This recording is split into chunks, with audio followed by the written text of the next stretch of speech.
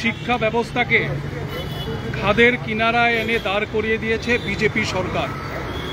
গত 15 দিনে একের পর এক সর্বভারতীয় প্রবেশিকা পরীক্ষাকে কেন্দ্র করে নানান ধরনের অনিয়ম, দুর্নীতি এবং কেলেঙ্কারির ঘটনা সামনে চলে এসছে এবং একের পর এক পরীক্ষা এই সময়ের মধ্যে বাতিল করা হয়েছে।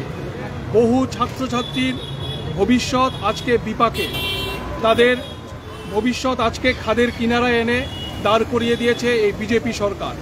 প্রথম দিকে এই দুর্নীতির খবর চেপে যাওয়ার চেষ্টা করলেও পরবর্তী সময়ে আমাদের দেশের শিক্ষামন্ত্রী ধর্মেন্দ্র প্রধান স্বীকার করেছেন যে আমাদের দেশের সর্বভারতীয় প্রবেশিকা পরীক্ষাগুলোতে দুর্নীতি হয়েছে, অনিয়ম হয়েছে এবং কেলেঙ্কারি ঘটেছে।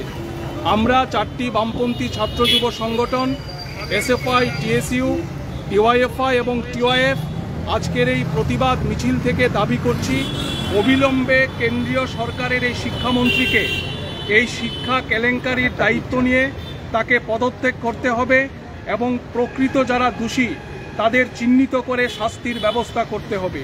আমরা মনে করি বিজেপির হিন্দুত্ববাদী শিক্ষানীতিকে কার্যকর করবার জন্যে তাদের যে অপচেষ্টা এবং আমাদের দেশের শিক্ষার গেরুয়াকরণ, বাণিজ্যিকীকরণ এবং কেন্দ্রীয়করণের নীতির ফলেই আজকে শিক্ষাক্ষেত্রে এই দুর্নীতির ঘটনা সামনে চলে এসছে।